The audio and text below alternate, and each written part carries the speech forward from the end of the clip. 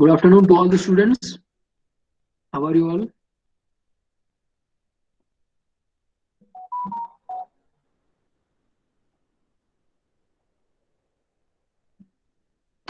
So yes, in the previous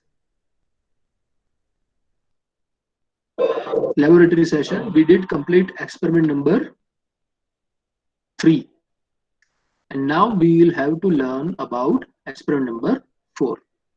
Are you all with me? Can you see the screen? And am I audible clearly? Please reply in the chat box. Sir, yes, sir. Okay, good. Now, the experiment number 4 is to write an assembly language program, for performing logical operations. Okay, and this file I will be sharing with you.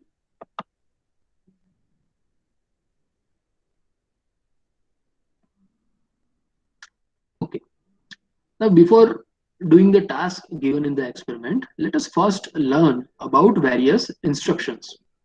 Okay, logical instructions. And the first instruction is CMP.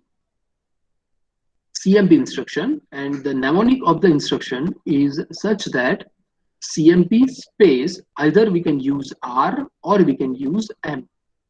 In the case of R, we can use various registers like register B, register C, register D, register E. There are various registers which can be used. So what this instruction will do? This instruction will compare the content of the register with the content in the accumulator. The content of the register with the content of accumulator. Or it can also compare the content of memory with the content of accumulator. Okay. Now memory meaning which memory location? The address of the memory location has to be present in the HL register pair, and CMPM instruction can be used. So that will go for indirect addressing mode. It will use the content of HL register pair as a address where the operand is stored in the memory. And now that operand will be compared with the content of accumulator. Now, what are the results of this comparing instruction? If the content of accumulator is lesser than the content of register or the memory location, then the carry flag will be set to 1. If both are equal, then 0 flag will be set to 1. And if the content of accumulator is greater than the content of register or the memory location, then carry and 0 both flag will be reset. Let us check this using GNU sim. Can you see the GNU sim? Yes, sir. Okay. Now let me just first open magnifier. Now the magnifier is available. So what would we do? We first move some operand into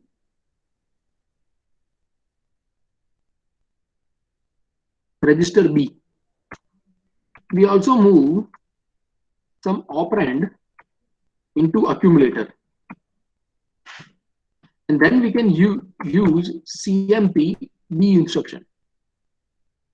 Compare and register. It will compare the content of register with accumulator. Okay.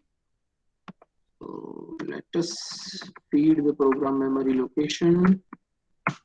And what should be the result as per this description what we have studied? Here accumulator content is 4, register B content is 5.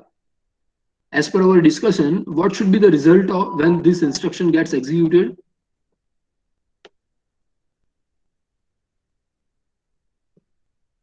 Students, you can unmute your mic and speak.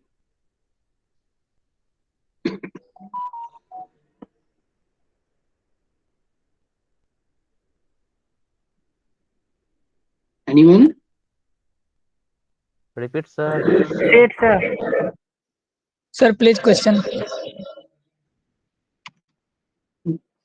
The program what we have written, in that we have fed 04H into accumulator, 07H into register B.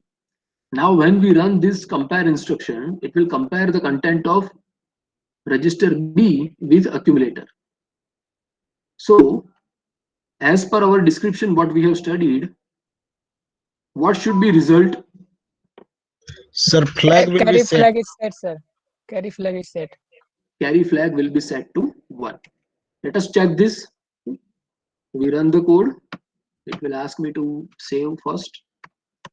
I'm saving it experiment.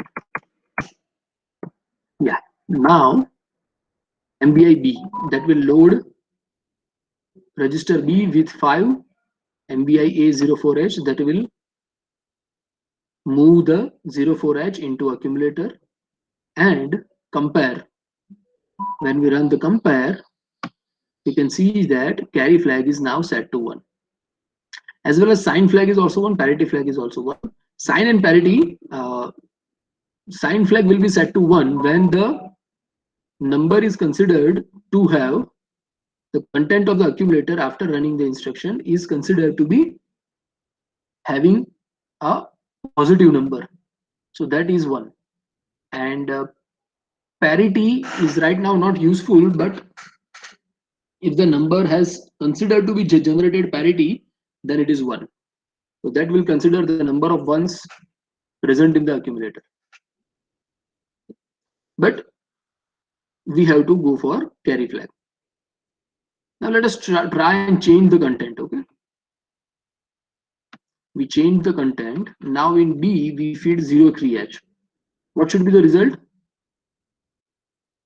Okay, before Carry that, flag will be reset. let us go for 04H. So both are equal. When both are equal, what is the result?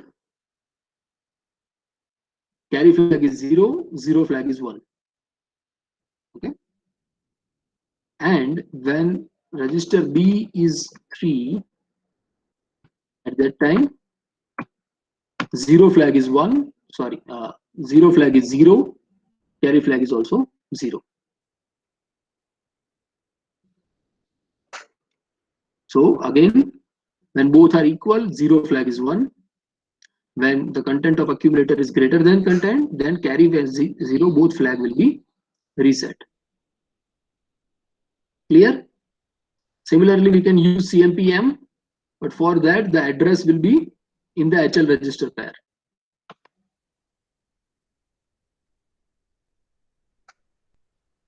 Any doubt in this? Students? Any doubt in this?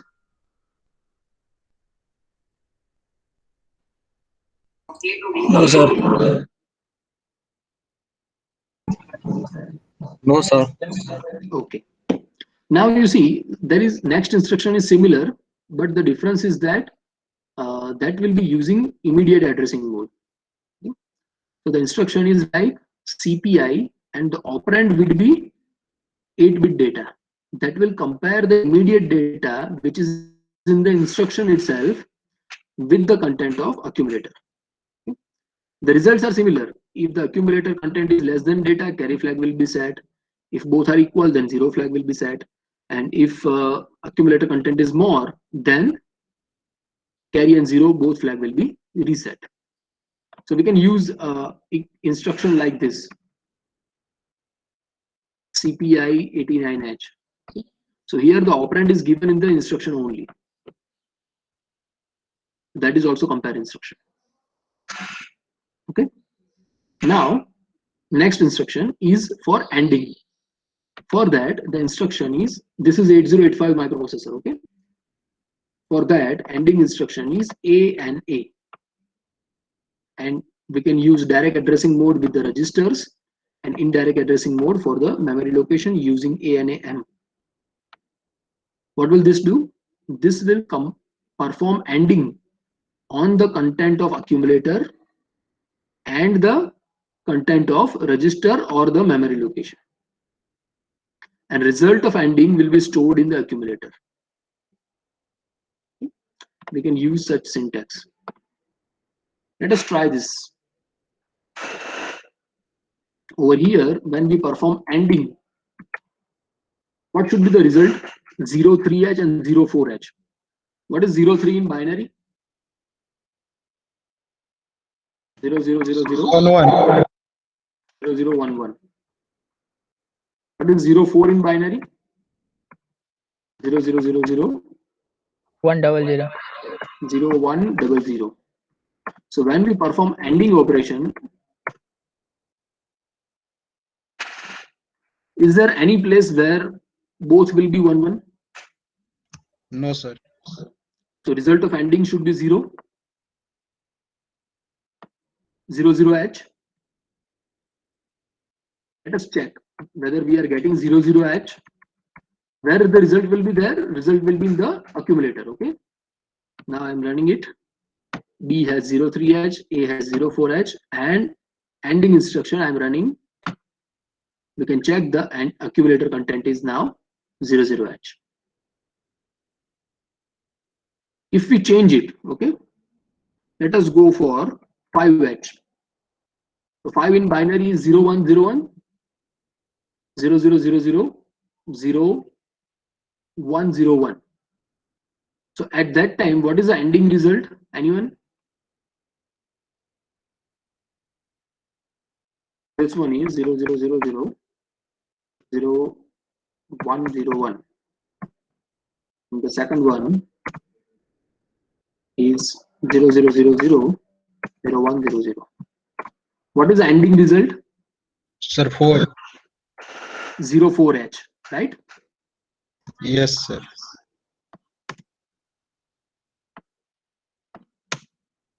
So I'm running it. 05H in B, 04H in A, ANDing result is 04H. Like that, ANDing can be done. If we need to perform ANDing with the content of memory location, what to do? Let us first feed the HL register pair with the memory location. Okay. So in the H we have MBI 25H, and in L we feed, let us say, 00H. Now at that memory location 2500H, we need to feed some data.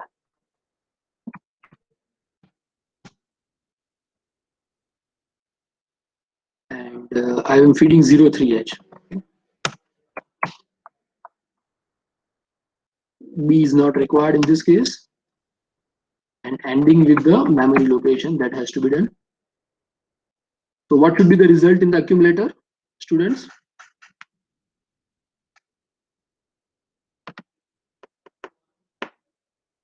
जो आगे हमने पहले B में लिया था वो अभी हमने मेमोरी में लिया है, कंटेंट ऑपरेंड. तो इसका रिजल्ट क्या होगा?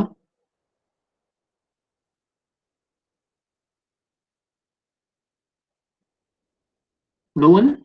Late us check. सबसे पहले तो ये प्रोग्राम क्या करेगा? रजिस्टर H में 25H लोड करेगा, फिर रजिस्टर L में 00 लोड करेगा, फिर अक्यूमुलेटर में 04 लोड करेगा. अब ये क्या करेगा? एंडिंग करेगा अक्यूमुलेटर के कंटेंट का, किसके साथ? HL रजिस्टर जिस मेमोरी लोकेशन को पॉइंट कर रहा है उसके साथ. HL रजिस्टर में कौन सा मेमोरी लोकेशन है? 2500. तो ये मेमोरी लोकेशन पे डेटा क्या है? ऑपरेंड क्या है? 03H. अब ये 03H और 04H जो अक्यूमुलेटर में है, इन दोनों का एंडिंग होगा तो रिजल्ट क्या आएगा? 0 सर. 0 होना चाहिए. अब इसको रन करते हैं. Let us check. It is 00H, right? So this is how ANDing operation with indirect addressing can be done.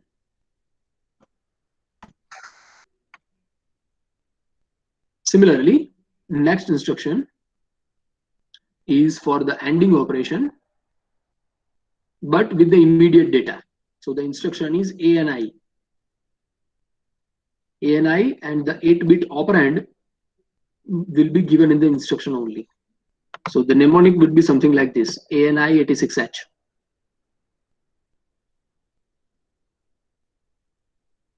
जैसे एंडिंग के लिए इंस्ट्रक्शन है ANA,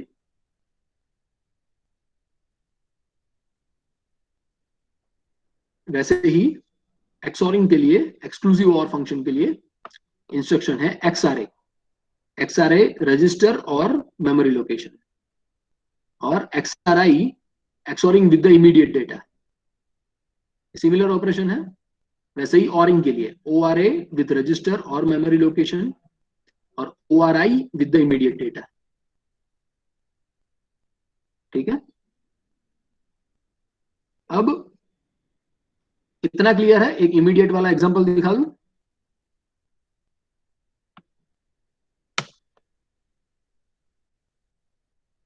यहां पर ORI करते हैं 05H के साथ, क्या होना चाहिए रिजल्ट? ऑरिंग करेंगे, एक्यूमुलेटर का कंटेंट क्या है, और 05H बाइनरी में क्या होगा? इन दोनों का ऑरिंग करेंगे, रिजल्ट क्या होगा? Sir 5 05H, correct. 05H will be the ORing result that will be in the accumulator. Now let us run this 04H in the accumulator, and ORing with the 05H, result is in accumulator. Clear? ये immediate data के साथ। अब next बहुत important है, यहां पर खास आपको ध्यान रखना है। यहां पर 2 ही दिए है, लेकिन मैं आपको 4 सिखाऊंगा, मैन्युअल में भले ही 2। नेक्स्ट है RLC instruction. RLC instruction will be performing rotation to the left by 1 bit. अब किसका रोटेशन करेगा? यहां पर कोई ऑपरेंड नहीं है, ठीक है, जो अक्यूमुलेटर में जो कंटेंट है उसका। तो जब भी आपको रोटेशन करना हो तो वो ऑपरेंड कहां पर होना चाहिए? पहले तो उसको अक्यूमुलेटर में लोड करना पड़ेगा, और फिर उसमें रोटेशन आप दे सकते हो। अब यहां पर खास एक चीज ध्यान में रखना कि RLC जो इंस्ट्रक्शन है वो रोटेशन करता है, और रोटेशन करते वक्त जो MSB होगा, जो D7 पोजीशन पे बिट होगा, उसका रोटेशन करके वो रिप्लेस करेगा D0 को। ठीक है, और वो जो D7 बिट है वो कैरी फ्लैग को भी अफेक्ट करेगा।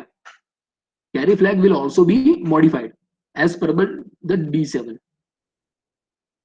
तो एक एग्जांपल लेते हैं तो ज्यादा क्लियर हो।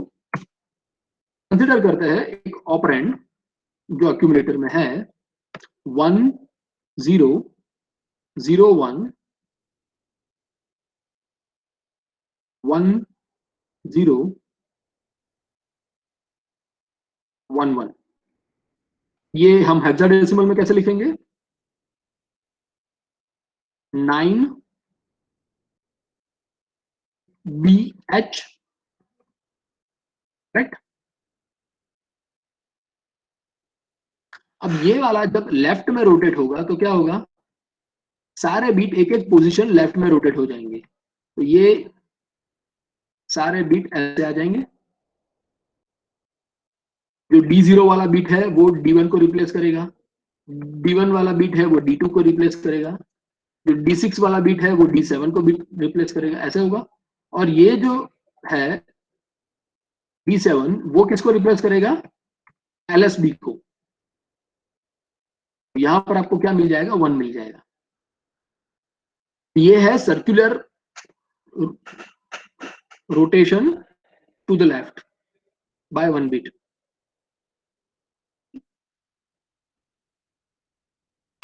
तो ये कंटेंट क्या मिला? 37H 7H। यहां पर एक चीज और ध्यान में रखना कि कैरी फ्लैग, सपोज ये रोटेशन करने से पहले कैरी 0 है, तो ये जो D7 बिट है वो जो रोटेट होकर D0 को अफेक्ट कर रहा है वो कैरी को भी अफेक्ट करेगा। 1 है तो 1, 0 है तो 0। ठीक है,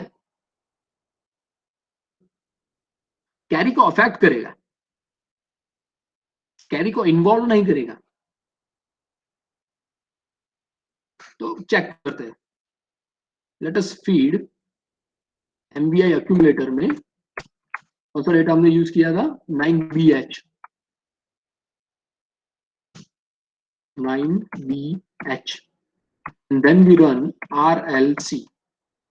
अभी कैरी फ्लैग 0 है, ठीक है। रिजल्ट क्या होना चाहिए, result should be 37H। We are running it, MVI करेंगे एक्यूमुलेटर में 9BH। Now when we rotate it the result is 37H and you can also check the carry flag is also 1. So is it clear what RLC instruction is doing? Sir carry flag 1 क्यों है? Carry flag जब ये rotation कर रहा है तो जो D7 bit rotate होकर D0 को अफेक्ट करेगा, वो D7 बिट कैरी फ्लैग को भी अफेक्ट करेगा। ये RLC इंस्ट्रक्शन का वर्किंग है।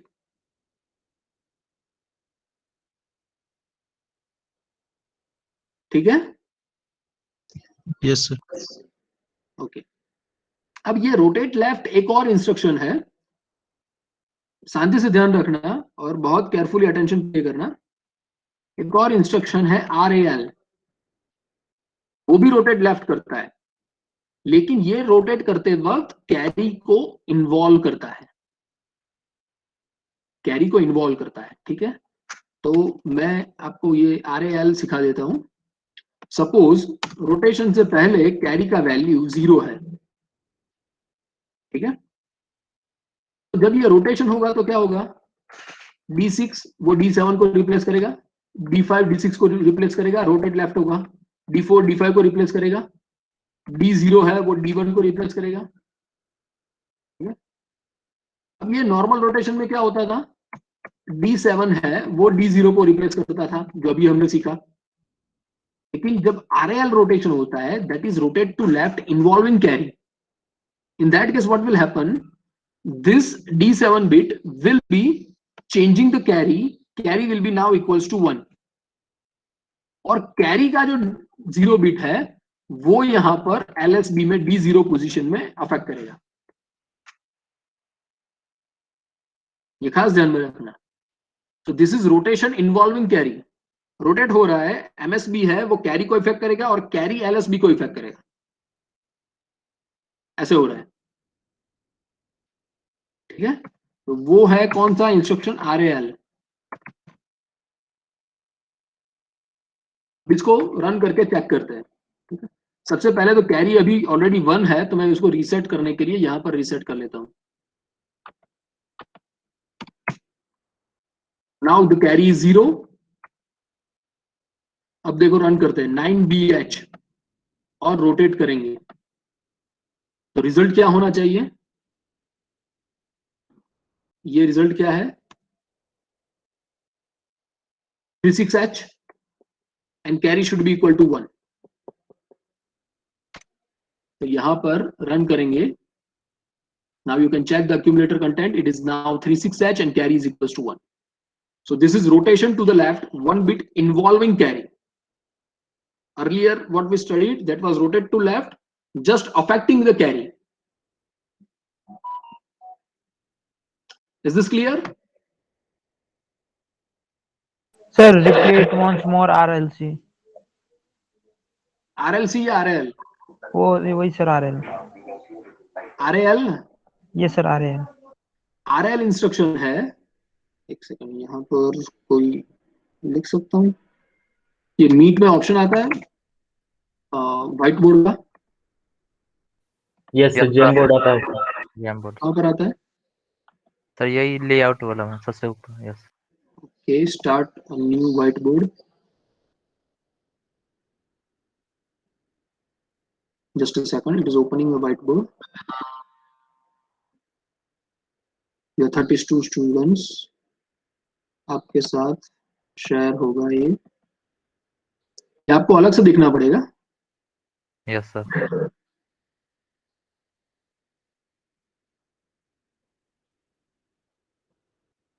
Okay, it is opening.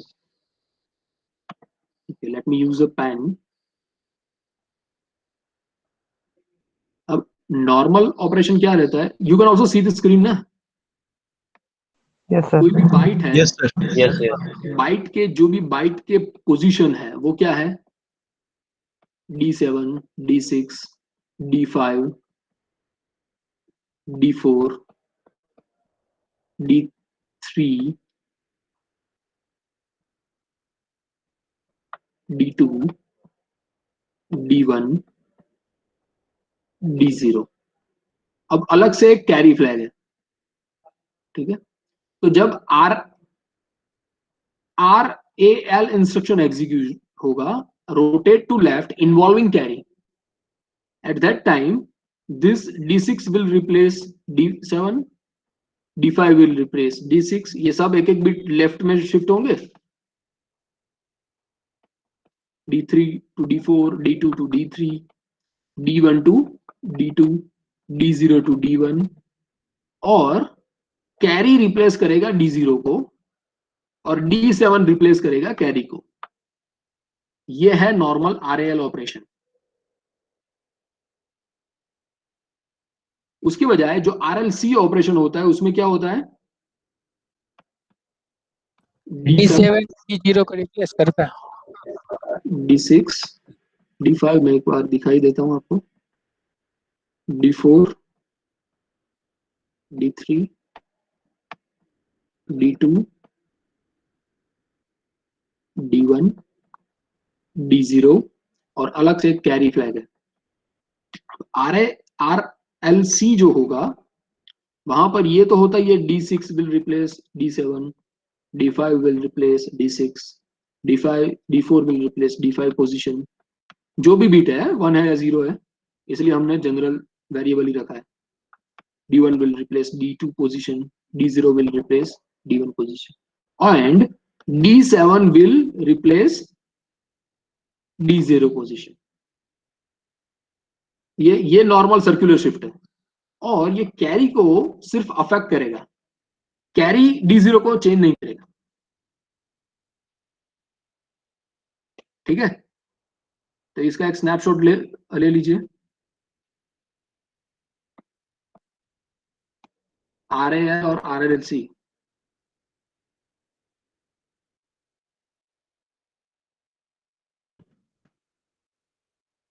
Sir yes, sir RAL में कैरी फ्लैग भी इंक्लूड होता है और RLC में कैरी फ्लैग इंक्लूड नहीं होता है, मतलब कैरी फ्लैग में 0 रहता है. कैरी फ्लैग अफेक्ट करेगा. जो D7 बीट जो भी है वो कैरी फ्लैग को चेंज करेगा, लेकिन कैरी फ्लैग D0 बिट को चेंज नहीं करेगा. तो फिर D0 में फिर क्या होगा सर, जब D7 कैरी फ्लैग में चला गया तो फिर? जो D7 है वो रिप्लेस करेगा D0 को, और कैरी फ्लैग में भी जाएगा? ये D7 कैरी फ्लैग में भी जाएगा. वो कैसे सर? वो उसका इंस्ट्रक्शन का काम है. ये इंस्ट्रक्शन ऐसे काम करेगा. सिग्नल कैसे ट्रांसफर होता है, जो हमने थियरी में सीखा था वैसे.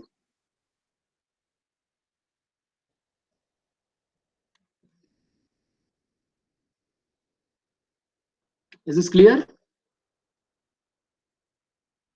स्टूडेंट्स? Yes, sir. ओके, अब वैसे ही रोटेट राइट में होगा. रोटेट राइट में क्या होगा? सारे बीट एक एक राइट में शिफ्ट होंगे, और जो RAR इंस्ट्रक्शन होगा, RAR वो रोटेट टू राइट करेगा इन्वॉल्विंग कैरी, मतलब कैरी भी रोटेशन के पार्ट में है. और जब RRC इंस्ट्रक्शन होगा, RRC वो रोटेट राइट करेगा, लेकिन कैरी को सिर्फ अफेक्ट करेगा. रोटेशन सिर्फ बाइट के अंदर ही होगा. ठीक है,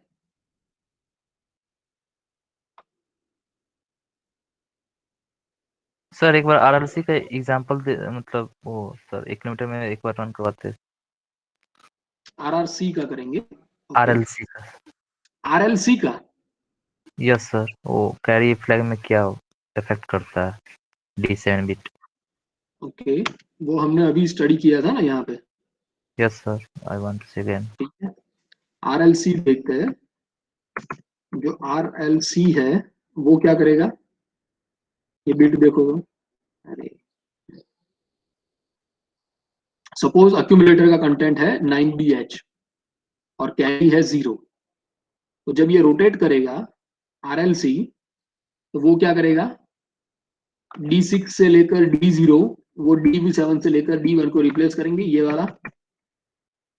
और जो एक्यूमुलेटर का D7 है वो किसको रिप्लेस करेगा, D0 को। ये वाला जो है D7 वो D0 को रिप्लेस करेगा, और ये कैरी को भी रिप्लेस करेगा, दोनों को। The D7 will be replacing D0 as well as carry both. तो वहां पर ये आंसर क्या हुआ, 37H हुआ जो हमने देखा था। इसको रन करके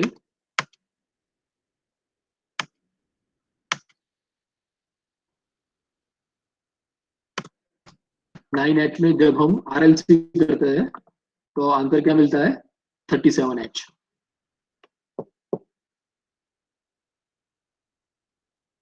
इज इट क्लियर? और सर कैरी फ्लैग भी 1 हो गया। कैरी फ्लैग 1 होगा, यस। क्यों? क्योंकि MSB ने जो D7 ने D0 को रिप्लेस किया, उसने कैरी फ्लैग को भी अफेक्ट किया।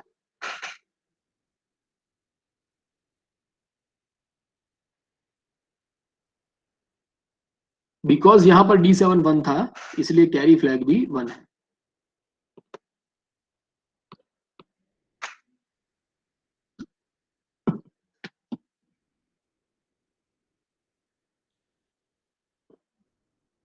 Okay sir, got it.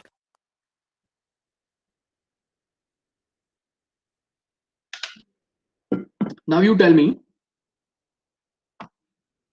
9BH, ठीक है, इसका RRC होगा तो क्या होगा,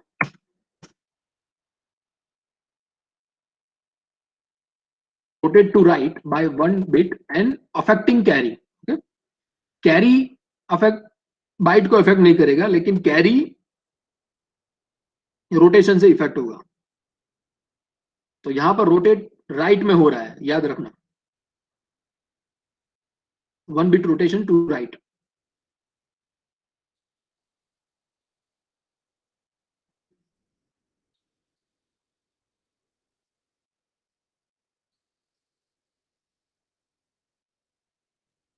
Anyone? Yes sir.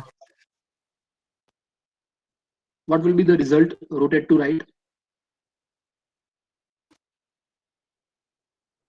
1 bit sir, क्या? 1 बिट राइट करना है। 1 बिट राइट में रोटेट होगा। Yes sir. Sir 1 bit right में रोटेट होगा और जो D0 होगा ना वो D7 में रिप्लेस हो जाएगा। यस, तो नंबर क्या होगा, 1 1 0 0 1 1 0 1। Correct, correct. ये जो D0 है वो किसको अफेक्ट किया उसने, D7 को, और बाकी सारा रोटेट राइट। ये number as it is rotate हो गया राइट में 1 बिट, और जो D0 है उसने किसको अफेक्ट किया, D7 को।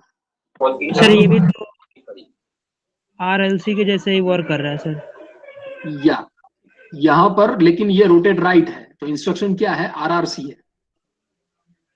और यहां पर ये भी ध्यान में रखना, ये क्या हो गया अभी, ये नंबर क्या मिला हमें, CBH मिला। और ये जो D0 D7 को चेंज कर रहा है वो कैरी को भी अफेक्ट करेगा।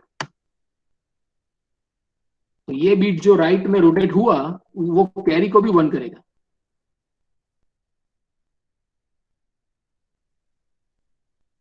Let us check RRC, run करेंगे 9BH इन अक्यूमुलेटर, रोटेट करेंगे, क्या रिजल्ट मिला, CDH और कैरी का वैल्यू 1।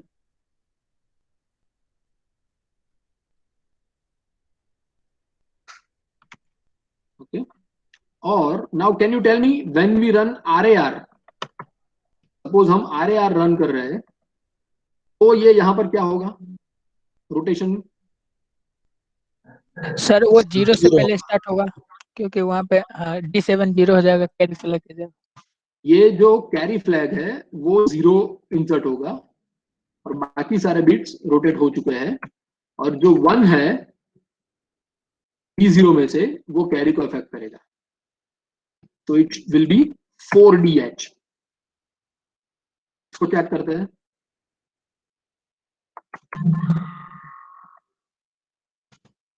RAR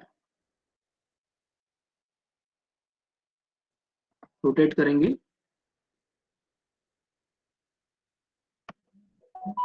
अच्छा क्योंकि कैरी ऑलरेडी 1 है ना इसलिए। First I need to clear the carry, now I load the code 4DH, correct? So this will, हमेशा ध्यान रखना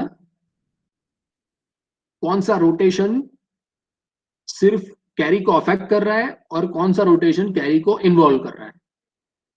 जो RAR है या RAL है वो कैरी को इन्वॉल्व करेगा, और जो RLC है या RRC है वो कैरी को सिर्फ अफेक्ट करेगा। रोटेशन होगा बाइट का, लेकिन कैरी को सिर्फ अफेक्ट कर रहा है। ओके,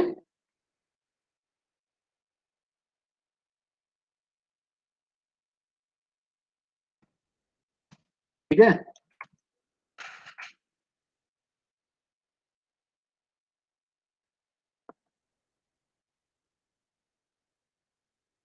तो ये हमारे इंस्ट्रक्शंस है जो हमें स्टडी करने थे। अब एक टास्क हम परफॉर्म कर लेंगे आज। पहला टास्क है assume the data is in register D, ये नीचे भी होगा ये task. Assume the data is in register D, and the data is 63H and the content of accumulator is 20H. You will have to illustrate the result of ORing, XORing and complement accumulator. तो यहां पर आपको code run नहीं करना है, लेकिन आपको जो भी ऑपरेंड दिया हुआ है, ये सॉल्यूशन मैन्युअल अलग है, आपको जो मैं दूंगा वो अलग डेटा होगा, ठीक है? तो यहाँ पर रजिस्टर और डेटा सब मैं जब आपको अपलोड करके दूंगा तो उसमें अलग कंटेंट रहेगा, रजिस्टर भी अलग रहेगा, ऑपरेंड्स भी अलग रहेंगे। लेकिन आपका सॉल्यूशन कुछ ऐसा होना चाहिए, आपको मैन्युअली कैलकुलेट करके दिखाना है। तो सपोज ये 63H है और ओके ये मैंने ऑलरेडी चेंज कर दिया है as per the definition what I am going to give you. Register D has 63H and accumulator has 20H. So register D content is 63H. In binary it is 0110 0011, and accumulator has 20H 0010 0000. When we perform ORing, what is the result of ORing? ये bit 0 है, ये bit 0 है, ORing का result 0। कोई भी एक bit भी यदि 1 है दोनों में से तो वो ORing का रिजल्ट 1 आएगा। तो ये आपको ORing का रिजल्ट मिलेगा 63H। यहां पर आपको रन नहीं करना है, सिर्फ एक्सप्लेन करना है। ORing, XORing और कॉम्प्लीमेंट। कॉम्प्लीमेंट में क्या करना है, सिर्फ अक्यूमुलेटर का जो कंटेंट है, जो भी कंटेंट है अक्यूमुलेटर का, उसका कॉम्प्लीमेंट करना है, तो सारे बिट्स क्या हो जाएंगे, इन्वर्ट हो जाएंगे। That is complement operation. Sir first complement ही करना है ना? हाँ, सिर्फ अक्यूमुलेटर का कंटेंट कॉम्प्लीमेंट करना है। Okay sir. Okay, what is the time? Okay, we can take one more task, the task 2। जो दूसरा टास्क है वो है assume that FEH and 47H they are in register D and register E respectively. Mask higher order bits D7 to D4. from both data bytes and perform exclusive OR on the lower order bits. Display the result in register A.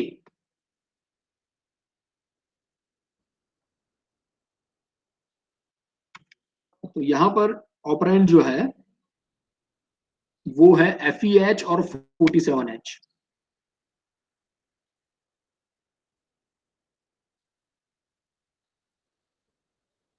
Okay, तो ये solution में मैं बाद में जाऊंगा. First let me tell you, register D का content क्या है? FEH है. तो बाइनरी में क्या होगा? क्या होगा? और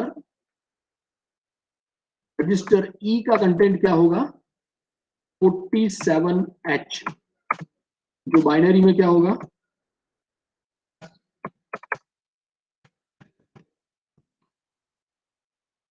ये होगा. अब ये क्या बोल रहे हैं कि जो हायर ऑर्डर 4 बिट्स है उसको मास्क कर देना है.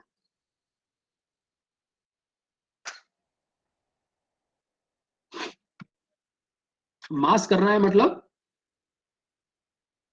उसको यूज करना नहीं है, उसको 0 कर देना है. Yes sir. ठीक है. और जो सिर्फ लोअर 4 बिट्स है उसका एक्सोरिंग होना चाहिए. तो हमारा अक्यूमुलेटर का रिजल्ट क्या होना चाहिए at the end of this code? Higher order 4 bits 0 होने चाहिए, मास्किंग है. और लोअर 4 बिट्स का एक्सोरिंग करेंगे तो क्या आएगा? 1 XOR 0. 0 1 1 0.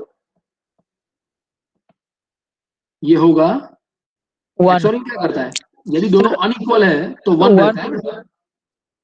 1 0 0 1. 09H should be our output. ठीक है. अब ये हम रन कैसे करेंगे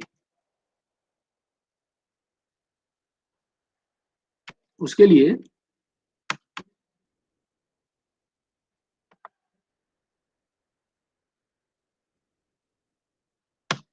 okay, I'm going to reset everything.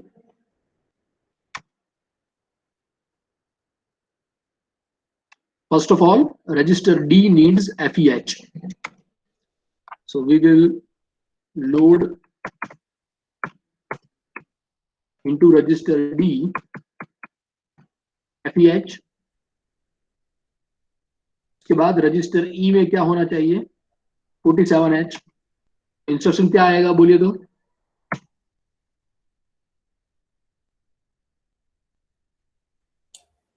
MVI E का कंटेंट 47H. 47 अब मास्किंग करना है. ठीक है. तो मास्किंग करने के लिए हम क्या करेंगे? जो रजिस्टर D है उसका सबसे पहले हम मास्किंग करते हैं. ठीक है. तो मास्किंग करने के लिए एक लॉजिक यूज करते हैं. एंडिंग परफॉर्म करेंगे. पहले तो रजिस्टर D का कंटेंट है उसको हमें अक्यूमुलेटर में लोड करना पड़ेगा. रजिस्टर D का कंटेंट अक्यूमुलेटर में लोड करेंगे तो अक्यूमुलेटर क्या हो जाएगा? FEH हो जाएगा. फिर वो कंटेंट का एंडिंग करेंगे 0FH के साथ.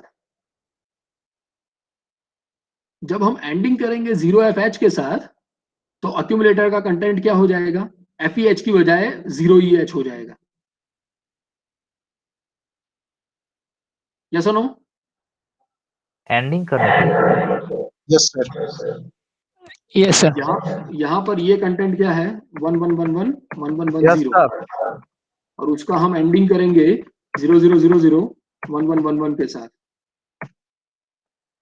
तो हायर ऑर्डर 4 बिट्स तो 0 हो जाएंगे और लोअर ऑर्डर 4 बिट्स 1 के साथ यदि हम एंड कर रहे हैं तो एज इट इज रहेंगे.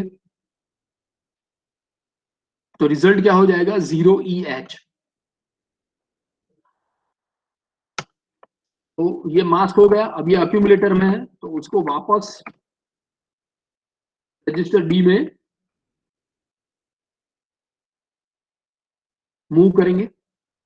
फिर जो रजिस्टर ई का कंटेंट है उसको अक्यूमुलेटर में मूव करेंगे और उसके ऊपर भी मास्किंग करेंगे।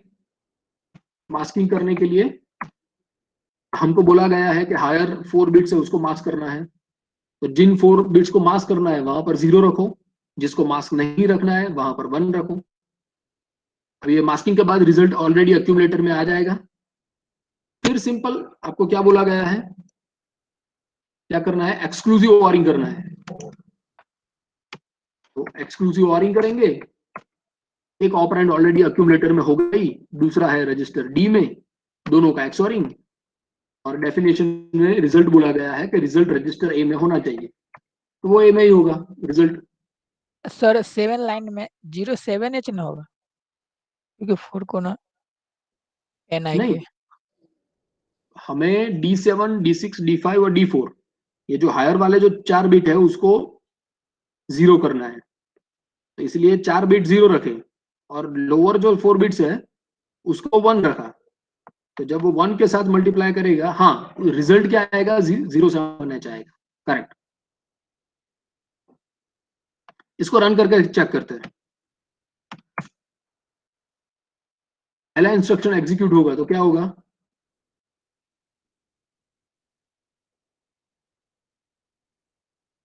डी में लोड हो जाएगा FE। डी में लोड हो जाएगा FE। Let us check, D में आ गया FEH। फिर नेक्स्ट इंस्ट्रक्शन ई में लोड होगा सर 47। रजिस्टर ई में लोड हो जाएगा 47H। ई में लोड हो गया 47H। अब तीसरा इंस्ट्रक्शन क्या करेगा, डी का कंटेंट डी का कंटेंट डी का ए में कंटेंट ए में मूव हो जाएगा। ए का कंटेंट क्या होगा, FEH होगा। रन करते हैं, FEH इन अक्यूमुलेटर। अब ये इंस्ट्रक्शन एग्जीक्यूट होगा, रिजल्ट क्या आएगा, 0EH इन अक्यूमुलेटर। यस अक्यूमुलेटर मॉडिफाई होगा, 0EH हो जाएगा एंडिंग के बाद मॉडिफाइड। सर एक्यूमुलेटर का डेटा डी में वापस डाल देंगे।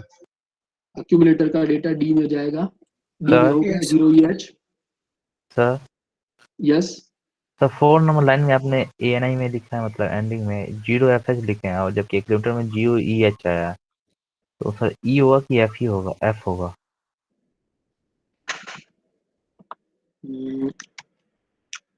देखो ये FEH का क्या है ऑपरेंड, जब हम इसका एंडिंग करते हैं 0F के साथ,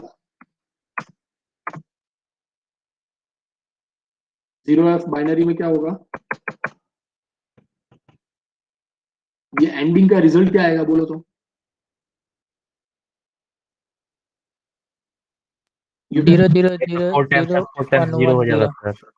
0 और 1 0, 0 और 1 0, 0 1 0, 0 1 0, 1 1 1, 1 1 1, 1 1 1, 0 1।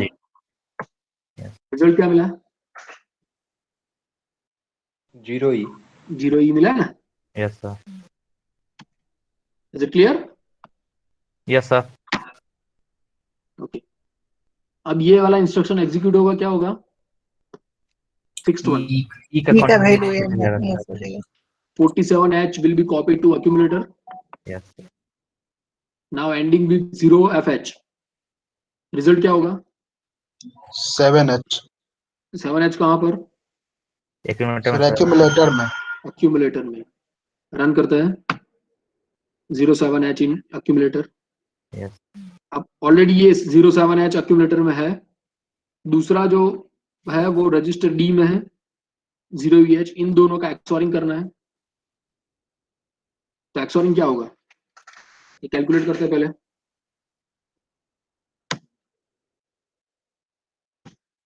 ये 0EH और 07H, ये बाइनरी में क्या होगा,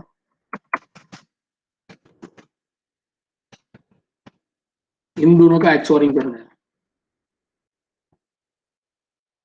रिजल्ट क्या मिलेगा, 0 XOR 0, सर 4 टाइम्स 0 1 0 0 1 1 0 0 1, 1 0 09H तो चेक करते हैं क्या रिजल्ट मिलता है. 09H and the result is in accumulator only.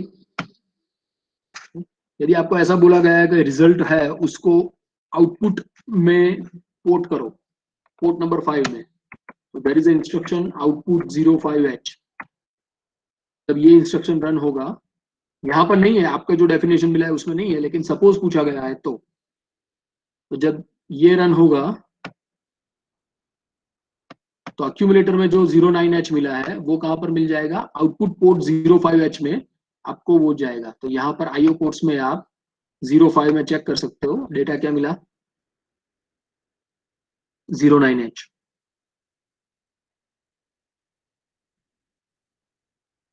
Okay,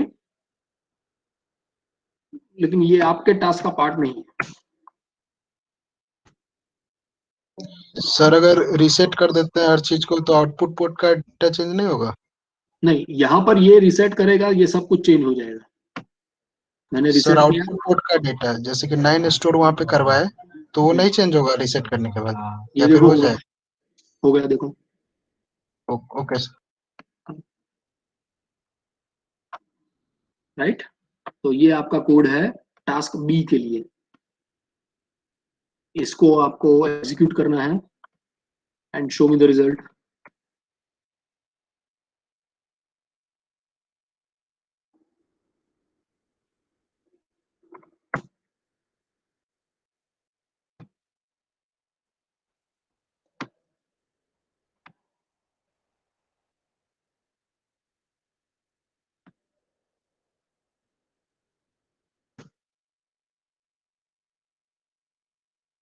students, जिसने कोड रन किया है वो मुझे रिजल्ट्स दिखा सकते हैं.